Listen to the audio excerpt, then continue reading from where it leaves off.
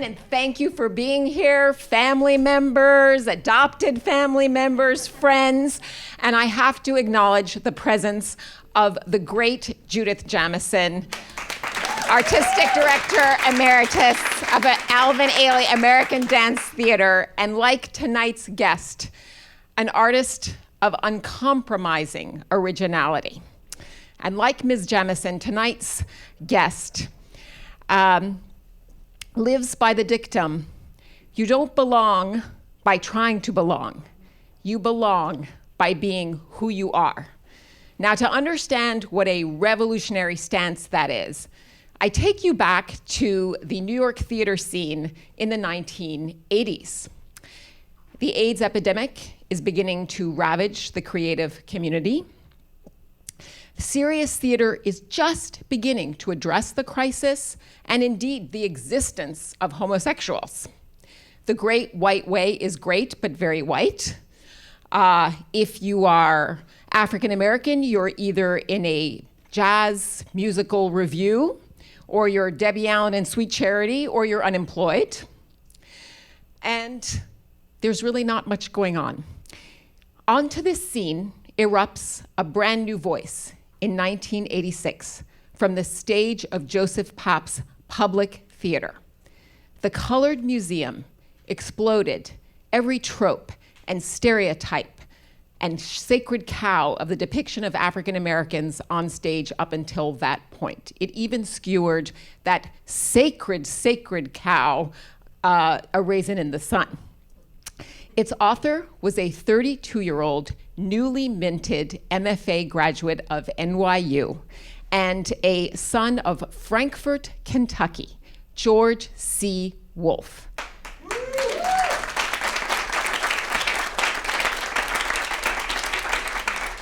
George Wolfe's American theater revolution had begun.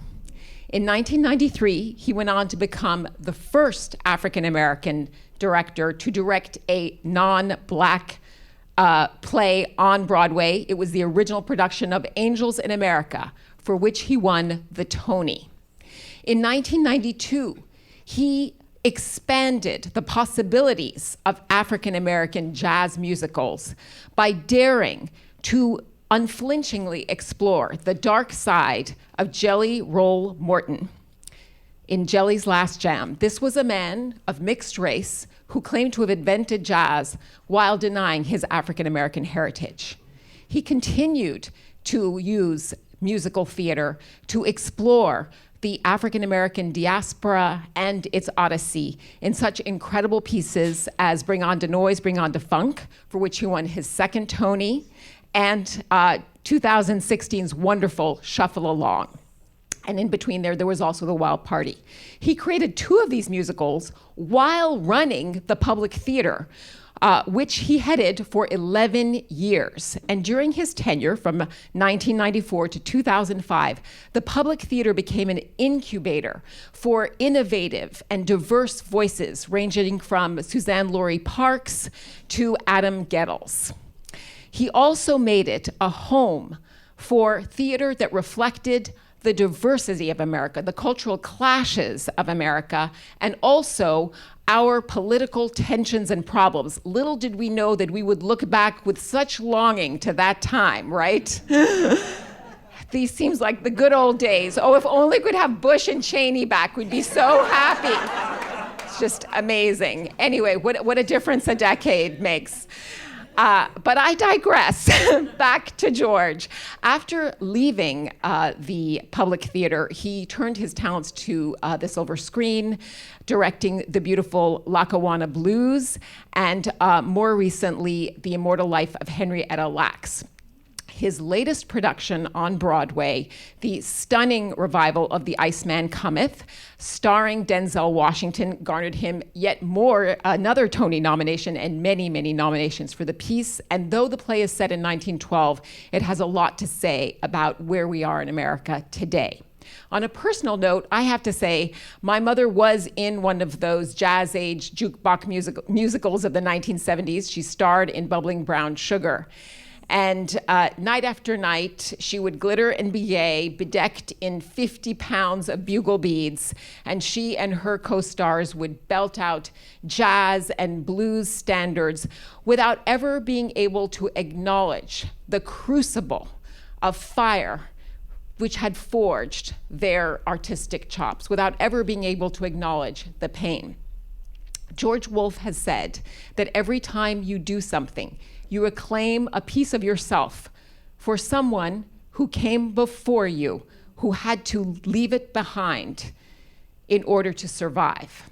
And this is what George has been doing for nearly 40 years, reclaiming for all of us that which has been left behind, and creating in theater a space of sacred ritual where we can face our demons, the ghosts of our history, and our various hearts of darkness, and perhaps find a way to wholeness and to recover our full humanity. Ladies and gentlemen, please welcome George Wolfe.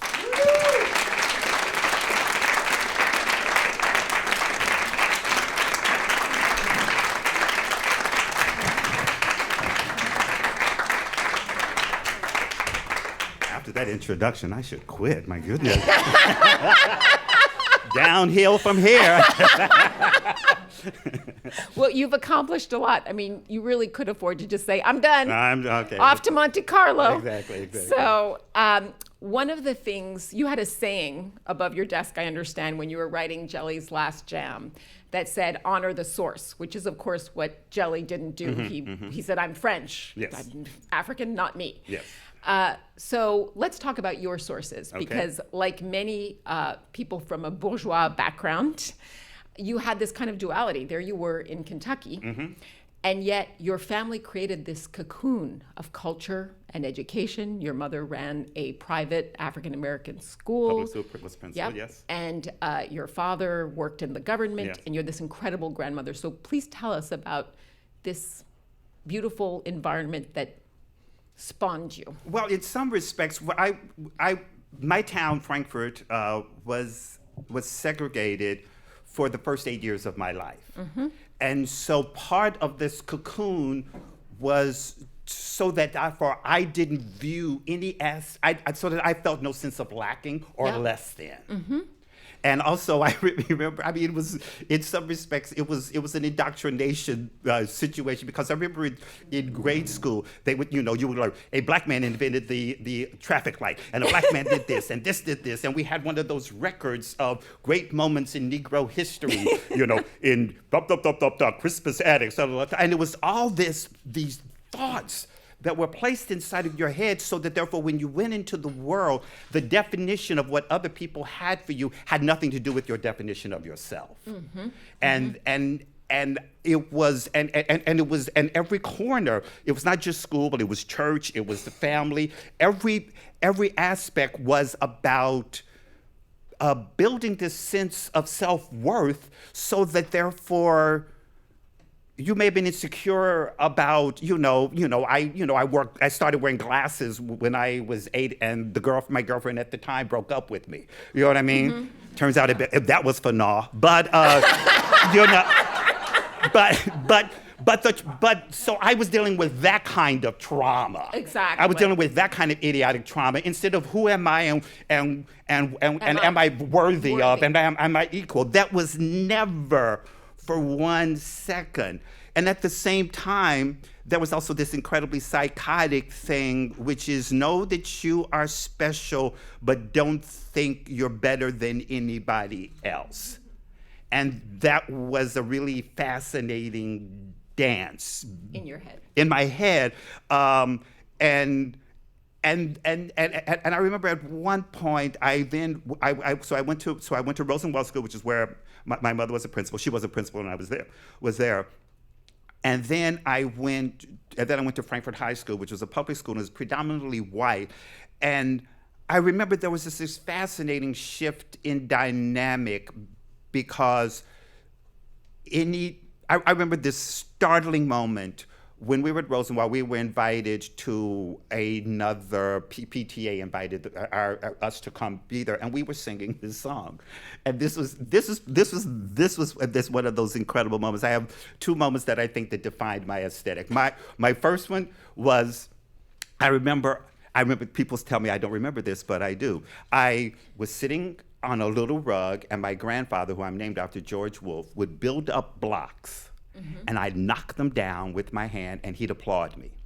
and that is one of my earliest memories. So and are there writers who feel that way in terms of how you've treated their plays? Absolutely not. I'm deeply nurturing. I'm just absolutely deeply nurturing, you know. But the other thing was that we were invited to this PTA, and it was about 6 of us, and we were singing this song. And the principal at the time, this woman named Minnie J. Hitch, said we were singing this song, and the lyrics were, and I don't remember anything that follows the last line. These truths we are declaring, that all men are the same, that liberty's a torch burning with a steady flame. And she told us that when we sang, and liberty's a torch burning with a steady flame, if we sang this song with ferocity and commitment, we would shatter all the racism in the room. What a beautiful, magical Exactly. thought. So I literally remember, and there were 3 or 4 lines that followed that song. I cannot tell you what they were, but I remember just these truths we are declaring, that all men are the same. That liberty is a torch. And you're just throwing. But it was an astonishing thing that someone told us at a very young age. If you ferociously commit to language, And to song. and imbue it with heart and defiance, you can change the world. And that's what you've been doing. Well, for 40 stupidly or years. foolishly believing that that's what I could do, you know. So falling into that, so it wasn't. I was 11, 12. Yes. When I look back on it, what an astonishing, wonderful thing to tell somebody that young that they had that power. No, exactly. And that you've carried that forward. And the other person who instilled that power was your grandmother, Addie President. Yes. Addie Parker Lindsay President. Yes. I'm sorry, I'm forgetting the Yes, other names. exactly. No, yes. And she kept snakes and formaldehyde by the door. Oh my goodness, you've been doing, yes, absolutely. So to ward off evil spirits. Evil spirits, and also anytime anybody bothered me or said anything, she would confront them. So I was able to live inside of this creative bubble. That's what you've said, is Exactly. that she gave you a childhood. Exactly, And a child that's where what I helped to think make I you a lived so child. long inside. I didn't have any, in some respects, I had no weapons of survival. I didn't know how to survive. I didn't know how to defend myself because I didn't have to. So as a result of it, I think I lived inside of this childlike sense of imagination and play for an extraordinary long time. And I had this belief that she could and would do anything, because your parents are negotiating a relationship with Yes. you and the world. But she was this mythic figure who could do anything, except for when I was obsessed with Walt Disney. And 101 Dalmatians came to town, to the Capitol Theater. And the Capitol Theater was segregated at the time. And I remember very specifically telling her I wanted to go see it, and her calling up there to see if I could go. And this was sort of the first time that her magical powers. Exactly, I saw her in the presence of a no. And it was, I remember where I was, where I was standing, the chair she was sitting in, every single thing, and about that moment. And there are these moments that, there are these moments. I remember coming to New York when I was 12 with my mother, who was taking some advanced degree work at NYU, and seeing West Side Story at the State Theater. And I remember leaning forward in the quintet, which happens just before the rumble. Tonight. Exactly. And I remember leaning forward, studying it. At the time, I didn't know that I was studying it as a director. Because you were going to be a director. As a director, but that's what brain was working. And I remember that moment with my grandmother, and realizing I was in the presence of something very powerful and very unsettling. And Absolutely. not fully understanding everything about the moment, but it stayed. It stayed, and I understood something, and something resonated permanently inside of me. So let's talk about then the transition to becoming a writer and a director, you have said that you stumbled into writing because you were directing, but you weren't finding pieces about African Americans that resonated for you. It was sort of I was in college and I was directing. Well, actually, truth be told, I really all along I think I wanted to be a writer, but I didn't have the courage to call myself one. So that therefore, in some respects, being a director and saying I was looking for material was true, but it also allowed me to sneak into the room and become a writer without daring to say I'm a writer. You know what I mean? I said, well, I have to do this so I can get myself material to direct. It was my way of sneaking in there, but it was, I found my household kind of crazy and insane and magical and insane and not normal. Right. But I found that there was at the time a lot of the plays that were available to me were social realism and somehow that I didn't know how to. Part of my imagination could show up, but then a part of my imagination had to stay out of the room. So I was looking to try to craft something where all of me could show up, or as much of me as possibly can. And I think that's what the creative process is really about. You're looking to work on projects where as much of you can come into the room and be present. No, and you weren't feeling reflected in those what you call the last Black Mama on the Couch plays. Yes. Let's talk a bit about your process. I know sometimes when you're directing, there's a story that when you were directing Blade to the Heat, which is about boxers, you were actually in boxers with the cast members, just really getting into it. What is your writing process? Where does it start? Where do you find a character like the Raj character in the Colored Museum? Do these people come to you in dreams? I don't really know. I remember I was at NYU. I was in the dramatic writing program and the musical theater program. I remember in the dramatic writing program, there were about 3 or 4 people writing plays about old black tap dancers. And they were they weren't old, black, or tap dancers. So I was just like going, it was sort of Mr. Bojangles meets something else. And I was fascinated by, that means somebody has figured out what black is. Well, I'm black and I haven't figured that shit out. So it was like, I was just baffled by that. And you were the only, it must be pointed out, the only black student in the program at that point. I think there were maybe 1 or 2 or 3. I mean, in the musical theater program, for sure. Right. For sure, yes. Chapter will be in the book. And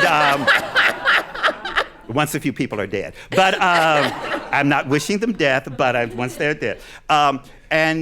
And so I went, so what is this thing? And so I really wanted to, so Colored Museum sprang forth from that. Yeah. And I don't know, and then I just started, and I was, and then all of a sudden I'm thinking about writing about slavery, but then instead it came to me this image of this stewardess named Miss Pat who's teaching slaves how to become American Negroes. And I was just sort of like, and the stories just kept coming from this weird place. And it was very much so. I remember I showed 1 or 2 of the early exhibits to a producer, a black producer in New York, and he said, well, Miss Pat needs to come back at the end of the play and say she was wrong and admit her guilt in helping to transport slaves. And I was just thinking, no. And so I realized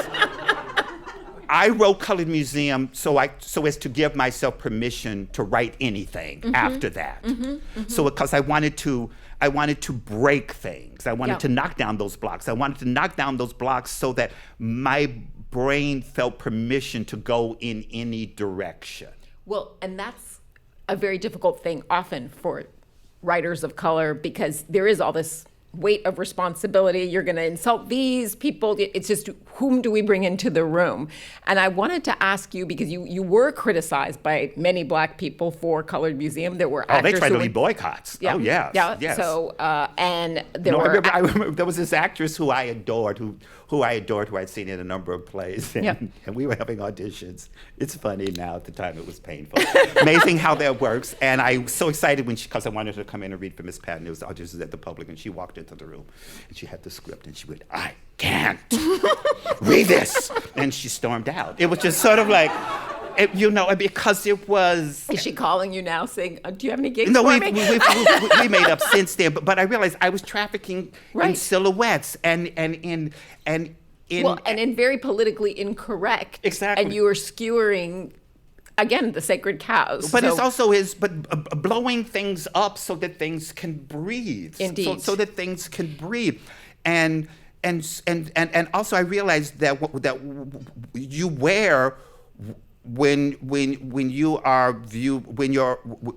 your culture exists in relationship to a dominant culture, which is why you've got to alter that paradigm. But if you fall into that dynamic, you become hypersensitive about everything. Well, and you're writing under a gaze Exactly. constantly. And that's not truth, or that's not your truth. And also, I just wanted.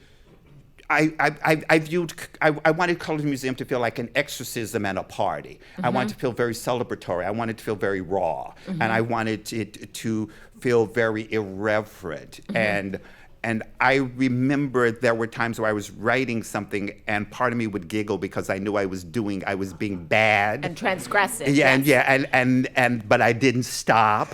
So Okay, so what is that impulse that lets you not stop? Because for many people, we edit ourselves. What is it that allows you to give yourself the permission to say, I know I'm going to offend some people, but I'm going to I think follow that goes my back vision. to Addie Parker Lindsay President. My grandmother saying, that protective, I think it goes completely and totally back to that. I came out of the womb like that. I came out of the womb I was incredibly sensitive. If you looked at me the wrong way, I would cry, but I also was very willful. I was unbelievably willful. I would not do I wouldn't eat foods. I mean, when I was growing up, I was paranoid of all these foods. And I remember one time going back to Minnie J. Hitch, my principal. My mother taught at the school, and to prove that they didn't treat me different, they made me eat all these peas, and then my entire face ballooned up. And I'm convinced it was my will that gave me an allergy. Anaphylactic shock. Exactly. I'm not going to do this. So, but I just think it was just a sense of, and also you're obeying. I think that when you're writing, you're not obeying yourself. You're obeying the material. Yes. You have a responsibility to the story you're telling. It's not about your safety. It's not about what makes you feel comfortable. It's not. At the exact same time, while I was in the dramatic program, I was writing a musical called Paradise, and that was going to be my big hit, and that was going to be my success. And in many respects, I wrote it for success, and it got massacred violently. Yes, it was by the critics. Colored Museum, I wrote for myself. And I went, got it. Got it. When you try to program something for success, it doesn't work. So let's talk about that, because another one of your big aphorisms, and by the way, you should have a line of pillowcases and T-shirts, because you're very epigrammatic. But you have said you don't run through your failures, you need to walk through them. Absolutely. So what have some of your failures taught you? Because in theater, obviously, there are always failures. Well, well, I don't know what you're talking about. I have never experienced a day of failure in my life. I can speak to other people's failure, of which there are many. No, I remember on Paradise, it was irreverent and all over the place, and I didn't direct it, and a person who was a friend of mine directed it, and I remember in rehearsals, I was going, well, that doesn't seem quite the way it should be, but we're friends. That casting decision is wrong, but maybe I shouldn't. Cut to the opening night of the play, a tornado was passing through New York City. So I'm standing on the corner of 96th and Broadway with torrential rain and winds blowing, reading my bad review. You were sort of King Lear in so the it was final scene of The Tempest. exactly. Blow ye winds. Exactly. And so I went, oh, got it. Thank you, God. Got for that it. message. Got it. If I ever find myself standing on the corner of 96th and Broadway, reading a bad review, it's going to be because it was my vision. We are in the room to make a beautiful baby. That's why we're here. We're not here to make friends. Hopefully, I have tons and tons of friends that I made from working in the theater, but that's not why we're here. We're here to make this piece of art as beautiful and as magical and as powerful and as generous as we possibly can.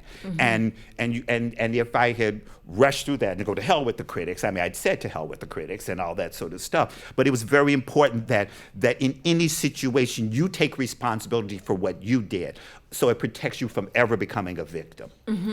Ever from becoming a victim. Otherwise, you don't grow.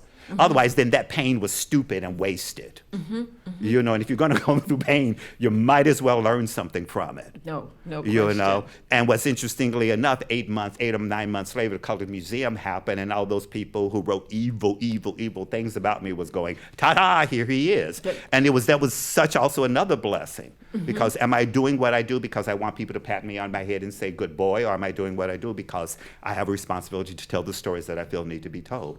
So it's just all these, every single step of the way, you just find yourself in these situations. And once again, what did I do? How did I contribute? How did I surrender? How was I not smart or clear or available?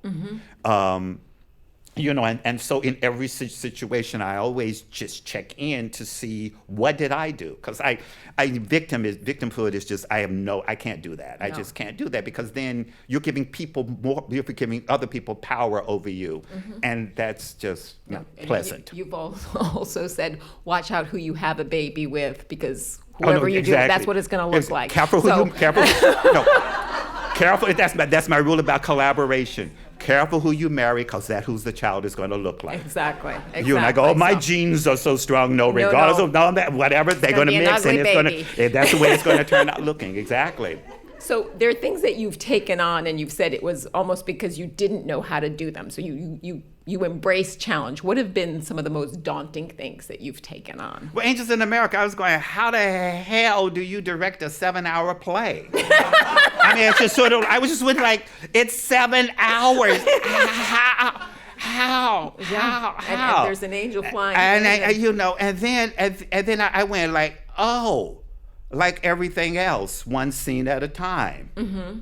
You can't take on the enormity of anything. You approach it the way you approach every single thing. You write one line, or you direct one moment, and then you direct another moment, and then you keep on going until you end up with something. And having the faith in your own skill set and the people that you're working with. I did a production of the Caucasian Chalk Circle at the public. Which is the Bertolt Brecht piece, yes. When Joe Papp was still alive. And we had a reading around the table. When you work on a play, you spend a lot of time reading the play. And the next day of the rehearsals, the table was gone, and I started staging, because I was thinking very selfishly, because this is a big project. I need to take this on now. And I wasn't thinking about the people who were in the play.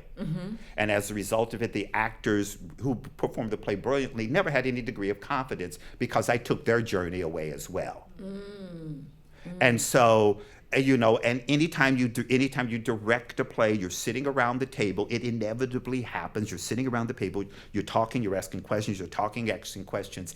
Something begins to happen to the actors. They begin to organically start to stand up, start to move around. They will announce when they're ready. And so you just have to, it isn't reading the room, it's because you are driving the room and you are shaping the room. You are shaping the room so that everybody can discover and play. And it's important that you let people discover and play, so that therefore they bring pieces of themselves to the material, and they bring their truth and their pain and their loss to the material. And if you shut that down, they will act, but without that same degree of intimacy. And that's what an audience responds to. Yep. An audience thinks they're responding to the play, and they are. But what they're responding to is the nakedness of the artist before them. Well, And if you violate that, they won't bring that same degree of vulnerability. it's what Barbara Cook said, get up there and show the audience what life has done to you. It's So- really painfully so, true. It's also exactly. it's very interesting because when a movie is working, you lean back in your seat.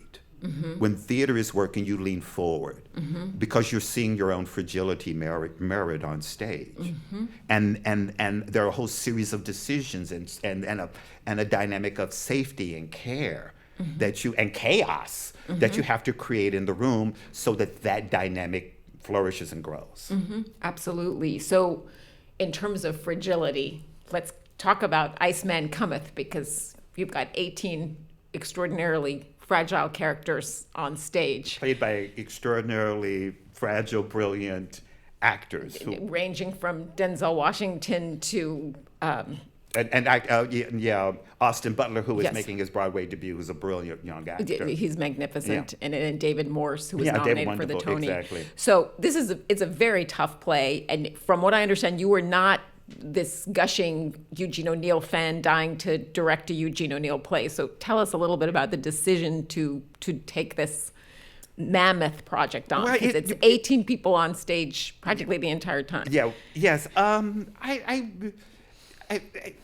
What's really interesting, if you read O'Neill, it's very interesting because he writes the most insane, anal, controlling, manipulative stage directions. Yes.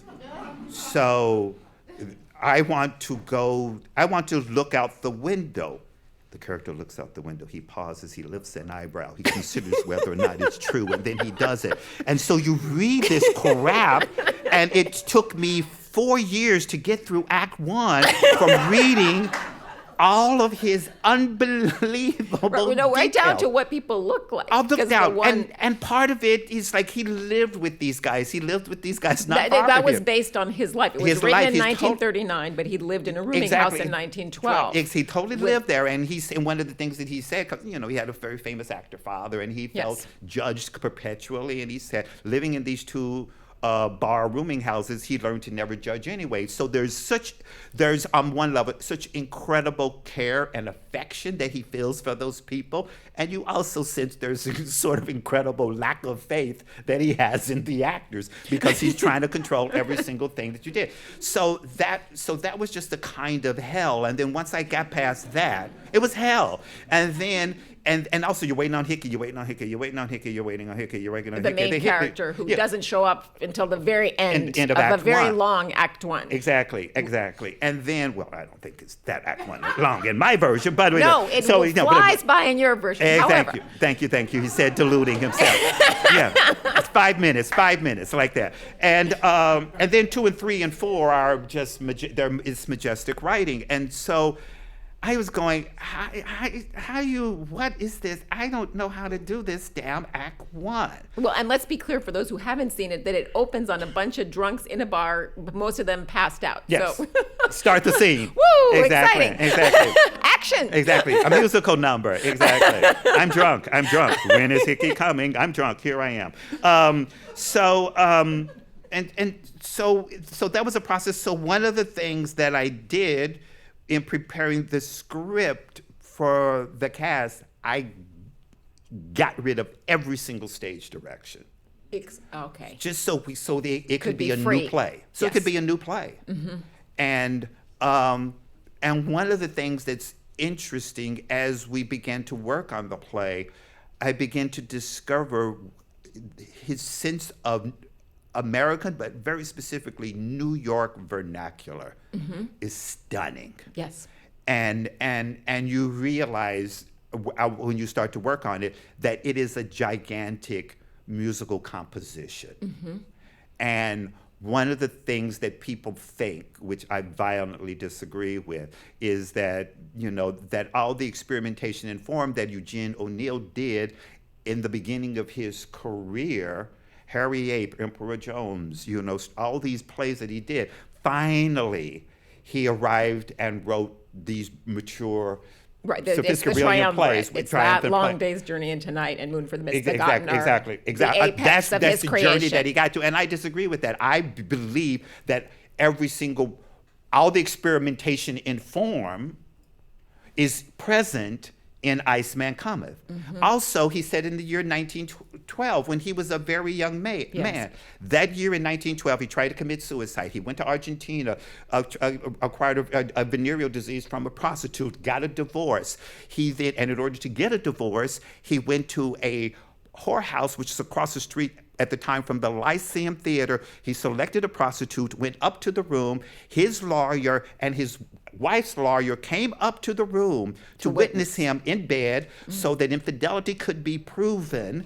He contracted tuberculosis. All of these things happened in 1912. That is not the energy of so he said it in 1912, and also the year that he decided to become a serious writer. So all that restlessness and despair and anguish and what am I doing? Oh, I want to kill myself. No, I want to live. What's going on? All of that is embedded in that language. All of that is embedded in his writing. That's why he said it then. And Robert Edmund Jones, who was a brilliant designer and who designed Iceman Cometh and almost all of his plays. I found this wonderful quote of his which said, "Realism is something we do when we don't feel up to that extra effort." And once again, that quote liberated me to think about this material in fun and challenging ways. And he did, though, have to transport himself back 27 years to relive those moments. Exactly. So the play, though, also has, there's an eternal element to it, but there are a lot of parallels to that year 1912 and what's going on in that bar in terms of the discussion. And today, there is a character who's written as black, who basically talks about white supremacy. It's astonishing the things that Joe Mott says in the play. Yeah, he talks about. He talks about his delusion. His pipe dream is that he's going to open up a gambling house, and he tells these two guys. He says, "Come to the opening. I'll treat you white. You win, that's golden. You lose, it don't count. Can't treat you any whiter than that." It's an astonishing... And the audience applauds. It's astonishing that Eugene O'Neil... I was going like, well, go O'Neil. I mean, it's like... He was woke. Who knew? And it's really... And one of the things that I thought was really fascinating to me about the piece is that the relationship that liquor plays, that once Hickey shows up and confronts all these people, they stop drinking, and so the liquor is numbing the unresolved rage inside of them. And that was one of the things that I found really, really fascinating, that he gave Joe Mott access to his rage. He gave the three prostitutes access to their rage. All these characters are allowed to experience their rage in a startling way when you think about that it was, when it was written and the world that it was written for. It's fascinating. Well, and there's the disillusioned and paralyzed left. There are all of these leftists who've abandoned the cause. Exactly. So, who are feeling completely bereft. Exactly, and also believing that the people who are fighting the injustices of the world are just as corrupt because ultimately they want the power. And so it's really, it's a very, very... I went from, Eugene O'Neil, important American playwright, let's honor him, to going, oh my God. He's extraordinary. He's a brilliant, authentic, generous, and available American voice. It's astonishing. I always, when you do a project, you think you're doing it for one reason, and you end up finding out you're doing it for another reason. So that's always fun. Yes, that discovery. Yeah. So you've always responded to the political moment, and you've written and spoken eloquently about the despair in the wake of 9/11 and finding hope again. And where are you now in this moment, this beautiful moment in our country? Well, it depends. Sometimes I'm at my window going, what the hell is going on here? And then other times I'm trying to put it in my work. It's one of the things that I think that I was thinking for a while is all the muscles that we've evolved over time were not for the previous 8 years. They're for now. You know, they're for now. They're for now, and it is very important that, because I think what's at stake is human decency, and so in many respects, human care for other people becomes a political act. Reaching out to other people becomes a political act. And that's what your chalk circle was about. Was nurturing exactly, as a political act. Exactly. And but having faith becomes a political act in the presence of cynical, small, dark little people. I mean, I think it's really fascinating because I think there are two kinds of people. And I think this applies to art, I think this applies to love, I think this applies to everything. You either rise to the demand of the situation you find yourself in, or you shrink that situation down to what makes you feel comfortable. That's it. When you find yourself in love with someone, you go, oh, can I rise to the occasion that this requires, or do I shrink this feeling down to something that makes comfortable? And leadership is unquestionably that.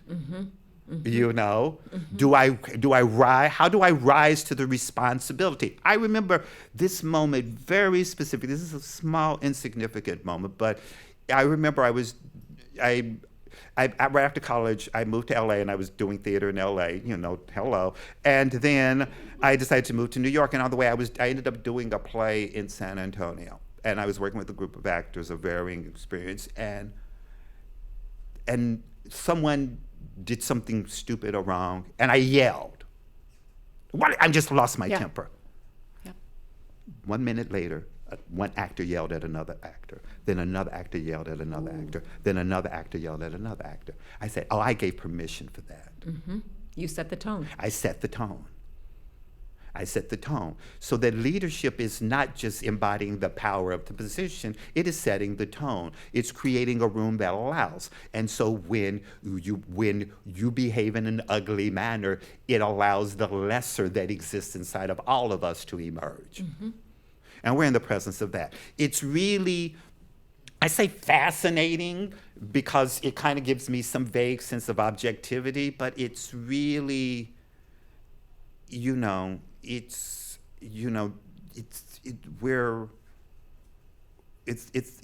a very, very, very, very challenging time, and I think once again it requires all of us are going. It's requiring, I think, all of us to stand, and we have to figure out what our version is of standing up. Indeed. Because there's no, I helped to create this Civil and Human Rights Museum in Atlanta, and I sort of staged the civil rights thing, and I was worked with this woman. Delve into that. What is that? Someone asked.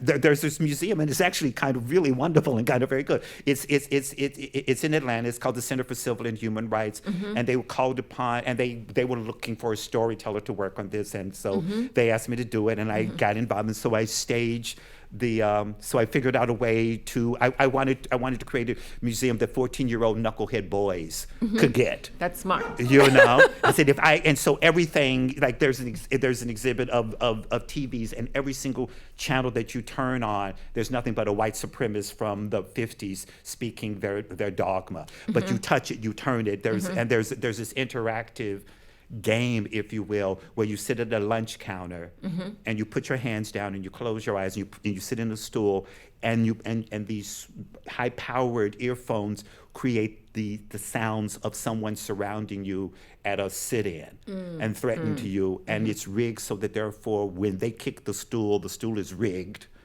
so that you respond to it, and it lasts, and it's how long can you last without lifting your hands to defend yourself. So it's all these interactive things. But one of the things that was created was the ones that Jill Savage, this woman who worked on the human rights things, point to. It's like, you know, in the presence of human rights violations, no one is innocent. A bystander is an enabler. Indeed. So we're all, you know, we all have a choice. Because to do nothing is to empower, and is to empower those who are doing things that they should not do. So that's where we are, and it's a really, I'd say curious time. I don't mean curious like, oh, that's curious, but it's like, because I think we're all leaning in. I think it's requiring something that I think that hasn't been required in us in a very long time. And so how is that affecting what you're working on? The play is going to close on July 1st. What are you working on next, and is it informed by this I'm sure it will be, but I don't know how. I mean, I think it's so interesting that clarity comes after. Clarity comes at one point in the process, but clarity doesn't come at the beginning of the process. So I don't read. I mean, God willing, it will. But I don't know yet. I mean, I'm writing a screenplay. I'm writing a play. I might be doing another play on Broadway in the spring, but we're. But we didn't hear it here. Figure that out. And I don't know. I'm just. And also, I haven't. It's interesting because living inside of O'Neill, it sounds like living inside of O'Neill.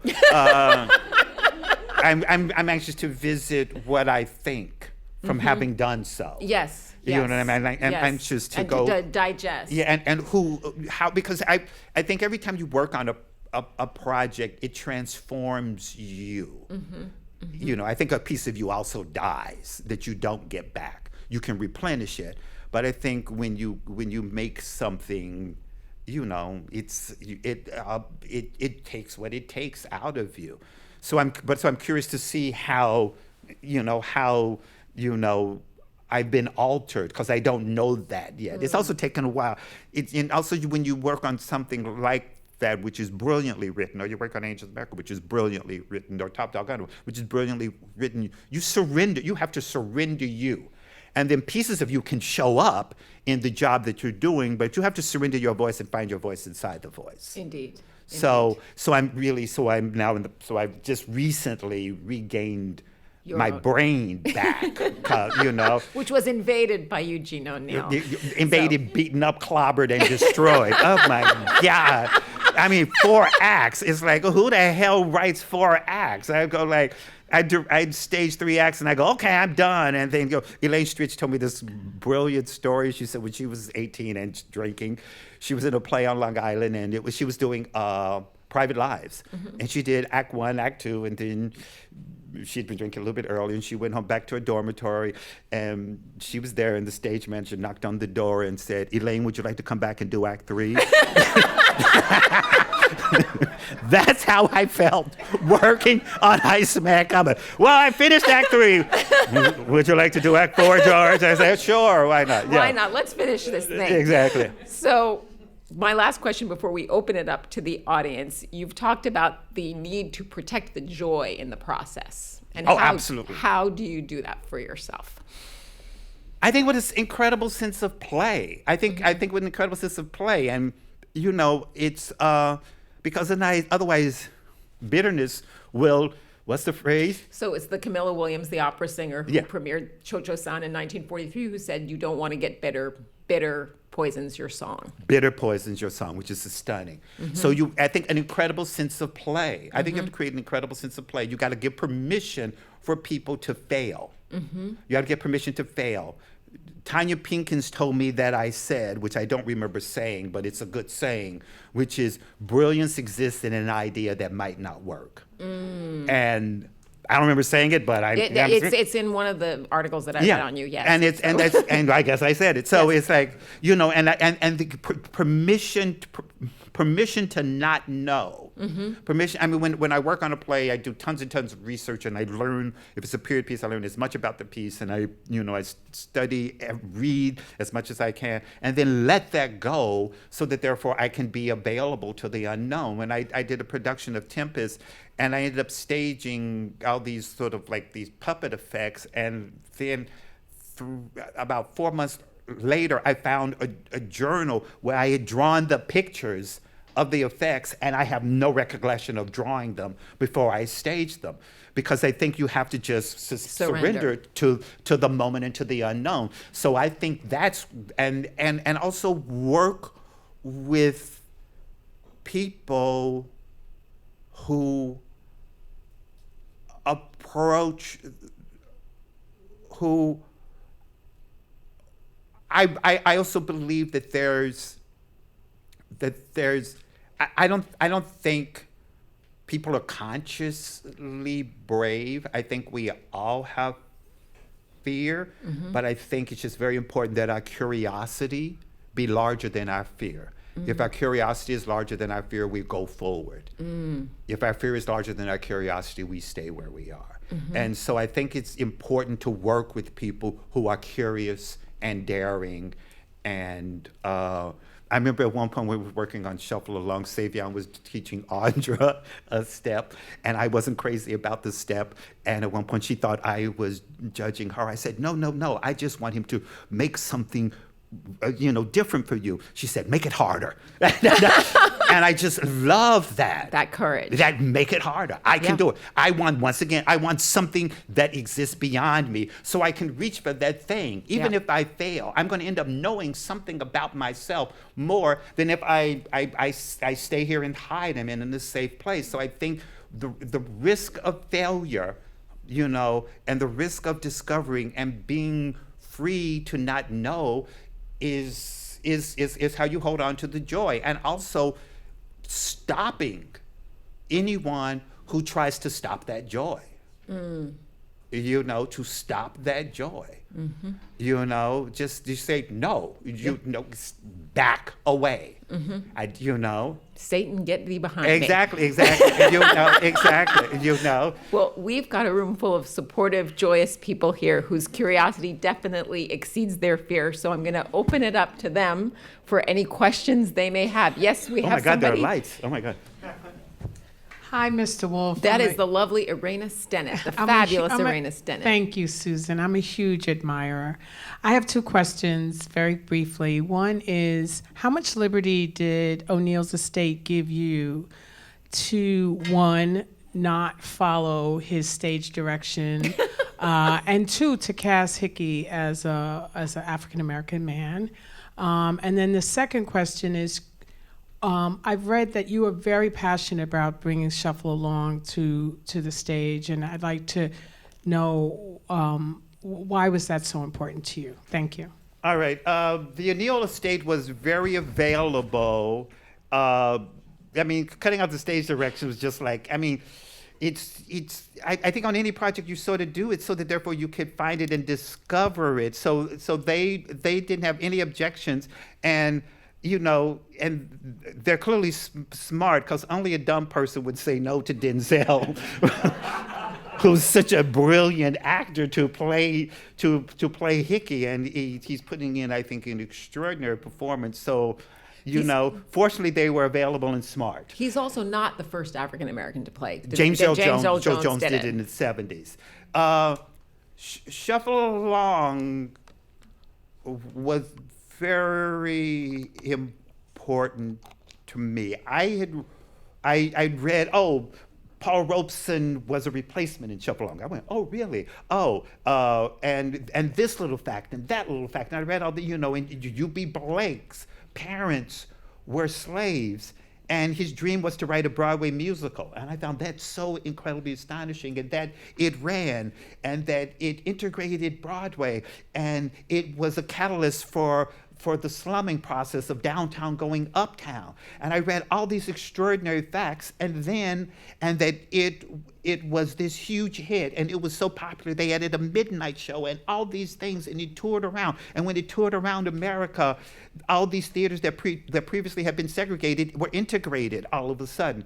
And then I found this photo book of the Broadway theater from 1890 something until 1940 or whatever, and it was the year. And the year that they have to shuffle along, they had a list of all the shows, and then they had a footnote, and then they had this obscure play, this obscure play, this obscure play, and then shuffle along. And I was just struck and startled how something that was so redefining. That launched Josephine Baker and Freddie Washington. And all these people, Freddie, exactly. How did it get turned into a footnote? How does that happen? How do we do that? How do we take something that really, really matters and was so vital and so crucial, how do we turn it into a footnote? So I was just curious about that. And also I was fast, and the more I read about it, and the more I read about all the people that were involved, they just filled up my heart. The firsts. What? The first love song between a black man and a black woman on stage. Exactly. Love Will Find a Way. And the first musical with syncopation, and you read that Florence Ziegfeld hired the chorus girls. I was also the first women's dancing chorus on Broadway, because women prior to that time in the other musicals were treated as ornamentation. There were dancing women, and they were dancing duos, but never whole chorus. And that was the first dancing hoofing chorus. But so all of that stuff. You have to share the Flo Ziegfeld story, though. Oh, after the success of Shuffle Along, Ziegfeld hired the chorus girls from Shuffle Along to teach the Ziegfeld girls how to dance. You know. Does that sound familiar, Ms. Jamison? Come show these people how to do it. Okay, thank you. Bye. You're done. And then I realized ultimately what really happened to Shuffle Along is the uniqueness and the brilliance of it was ingested and then discarded. That's ultimately what happened. Yeah. More questions? Yes, Yolanda. Is there a story that you're dying to tell that you haven't told yet? Oh, that's very interesting. One of the stories that I'm obsessed with a lot, and what the hell, is there's a story of Oda Benga. The author of the book is sitting in the audience, Pamela Newkirk. Oh my goodness, there you are. And that story is just, it's a story of a Batwa pygmy who was brought over for the St. Louis World's Fair. Judy Garland meet me in St. Louis. And as part of the St. Louis exposition, they had sort of primitive people on display. And so Oda was brought over, and through a series of unfortunate circumstances, ended up being displayed in the Bronx Zoo in a cage next to other primates. And so it's extraordinary, and it ties in King Leopold of Belgium, and it's just one of those amazing stories where it just touches on everything. And the author, Pamela Newkirk. Wow. I had heard that you were looking to do a film on Oda Benga, and it would just, I cannot imagine anyone who could do more justice to his story. And what you said about either you're complicit or, you're fighting it, I think that's what that story is all about. So you really distilled it just in saying that. We're living in a period that is very much like that period when this country was anti-immigrant. the xenophobia, the racism was just off the chain. The Irish, Eugene O'Neil was like reflecting how the Irish were treated during that same period.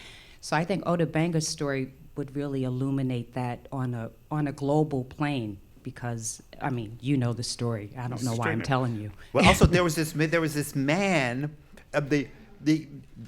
Originally they it's a story. It's one of those stories you just go. If I had hair, I'd pull it out. But it's just sort of like, there was this man named Madison Grant who wrote a book called The Passing of the Great Race. And it was talking about how darker Europeans, i.e. Italians and Jews and black people, were going to contaminate the pure wasp. And he was also, interestingly enough, instrumental in altering the immigration laws. Which changed in 1924 from Which changed, y'all come exactly, to exactly. maybe not. Which had a huge impact during World War, just before World War II started, and it's this exact same issue. And he was part of a group of people, because originally they were going to put Oda at the Museum of Natural History, but they had gone. They were at the time were experiencing a lot of bad press because Perry had brought back a bunch of Eskimos, and when they died, they bleached their bones and kept them. So they were having a bad period. So they said, "I know, hey kids, let's put him at the zoo." I mean, it's just the story. Just goes. You just go, "Oh, who made this shit up? Nobody." Life makes it up. So that's a story. That's one of the stories that I'm really, really obsessed with. And you just go, oh my God. Mm-hmm. Yes.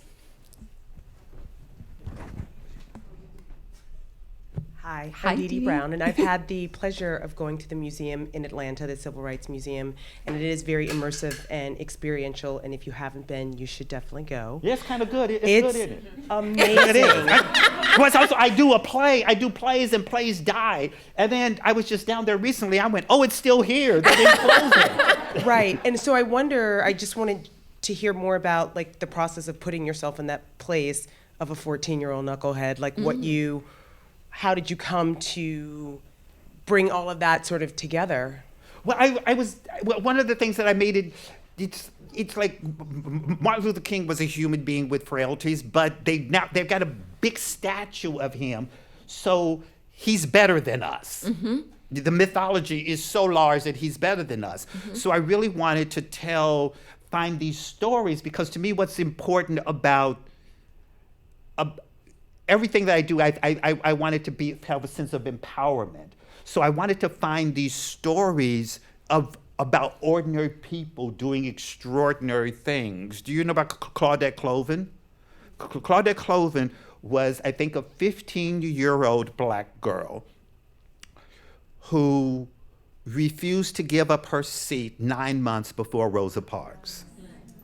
And she was 15, had dark skin, was probably pregnant at the time, it's debated, and the civil rights movement was brilliantly sophisticated about image.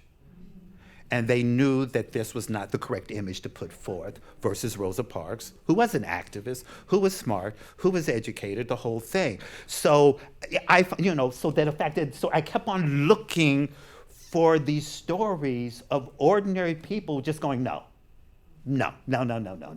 We're done. We're not doing that. No. I don't know about what's going to happen after this moment, but we're done. And so I wanted to and I also wanted to try to bring the visceral potency that theater can have to a museum experience, so it wasn't just, oh, that's interesting, oh, that's nice, oh, I didn't know that. But I want to try to play around with color and sound and light so that it becomes emotional. Because I remember going back to my grandmother, I remember very specifically, there was a march on Frankfurt. I'm sure everybody has historically heard about it. But Martin Luther King came to Frankfort, Kentucky, I didn't and know marched. that. You need to do a play about it. Oh my God! And my my grandmother took me out of school, and I marched with her. How old were you? I was 10, maybe 10. And it's fascinating. My cousin, Teresa, who I think was probably in 8th grade, she was with a friend of hers. And at the end of the speech, she said, I just love this story.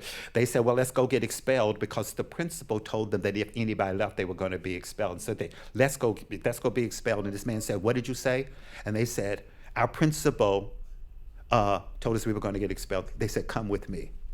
They took them backstage to Martin Luther King. They all got in the car. They drove to 2nd Street School. Martin Luther King walked into the school, into the principal's office, closed the door. No one was expelled.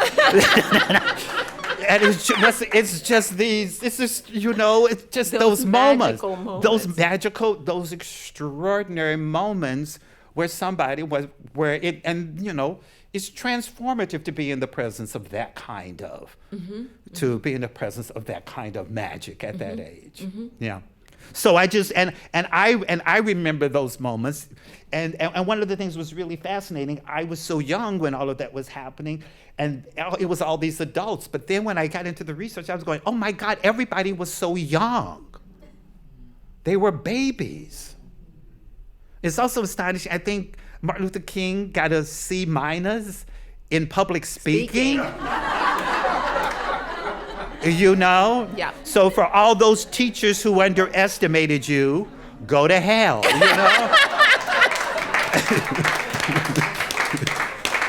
Go to hell. I think we have time for a couple more questions. Yes, sir. And here comes the mic. Thank you. Hi. Thanks for coming tonight. It's been great to hear from you. I had the pleasure of seeing the most recent Angels in America, and it's very poignant. It's very important for today and everything. But I really wanted to know, what was it like for you when you actually did it originally, and being in the epicenter of the AIDS crisis and what was going on at that time?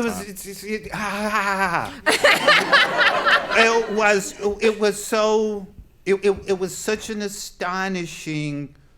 Well, part one was completely written. So it was sacred text. Someone who shall remain nameless said to me, well, everybody knows it's perfect, so if it doesn't work, it's your fault. And Okay. I said, thank you. And so I felt as though in some respects, in addition to staging it, my job was to protect the cast from the hype that was surrounding it, so everybody could do our work and once again animate it and imbue it with that degree of intimacy. And then on part two, Perestroika, which is actually my favorite because it's messier politically and emotionally, I think I got like 5 acts from Mr. Tony Kushner a week before we went into rehearsal. And through the course of rehearsing, about 2/3 of those acts changed. And I think it was really challenging to work on, because when you rehearse, you have to be available to everything as an actor. And when you perform, you have to be in command of everything. So the actors were still performing at night, being in command of everything, then required to come in and be vulnerable to the material. And it was changing every day, and it was challenging, and I tell people I never was able to have that virgin experience of coming in and sitting and witnessing Angels the way everybody else did. But I will never forget the moment when Tony showed up and he had written this thing for the character of Belize, where he describes his vision of heaven. And he describes this vision, and at the end of it, Roy Cohen, who's hopped up on drugs, says, and heaven? And he says, that was heaven, Roy, and you're not in it. Ooh. And I was just the speech is stunning. And so I got to hear that speech before anybody else. And so those moments like that are just extraordinary. And also I remember there was a moment, the Gay Games were in New York that summer. And I will never forget this. The show ended, the audience cheered and cheered and cheered. the cast went off stage, changed into their street clothes, and had to come back down on stage because they were still cheering.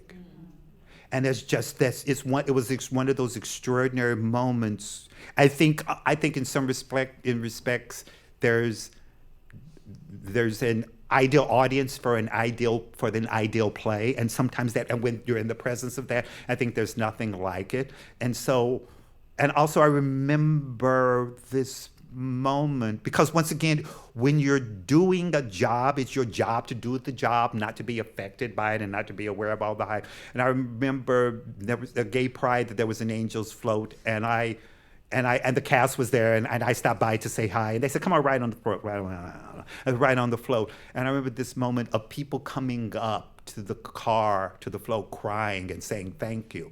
And that's when I began to go, oh, I get it. Because I deliberately made myself not get it so I could perform surgery, if you will, So it was an extraordinary time. It almost killed me. It was at the Walter Kerr Theater, and years after that, anytime I walked into the Walter Kerr Theater, my body would go, because I think I spent 9 months of my life in that damn theater. On opening night, we all took a curtain call. I was walking on a cane. I had gout. I mean, it's just sort of like, as Peter Stone, a book writer, once said about collaboration, the patient lives and the doctors all die. That's it's a little bit of how I felt on Angels. So one last question we have time for, I think, and then we're... Yes.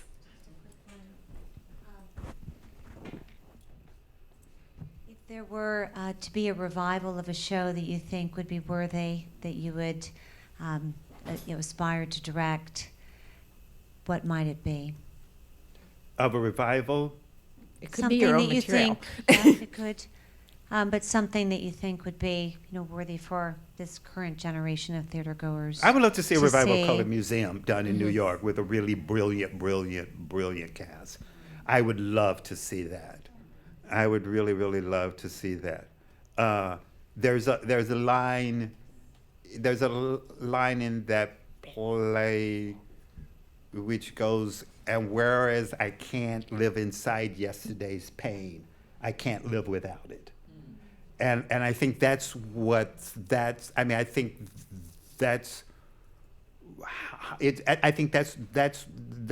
it's a question that I think it's a question that I wrestle with. What proportion of the past fuels you, and what proportion of the past suffocates you? Mm. And what proportion? And if you claim it of the past, then what value are you? And I think so that dynamic is just something that I wrestle with, and I think that play wrestles with. And many people do. And many people do. Or my fear is fear, and I don't want to sound like a curmudgeon. My fear is that that certain generations feel as though they don't have to, and I think one's history is one's armor. Indeed. Is one's armor so that you can go forward naked. Indeed. You know what I mean?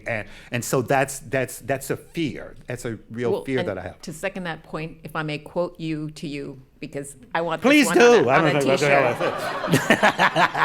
t-shirt. It's talking about what you learned from working on Jelly's last jam. I really got over that and said, I am American, and that culture that I come from is American. I feel that my work is staking out a claim on a cultural landscape that has been in existence for a very long time, but people have tried to pretend doesn't exist.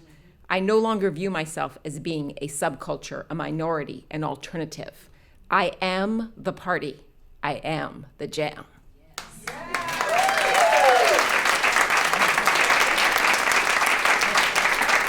And you have turned this green space into a party, and we love you and we thank you. Well, thank you so much.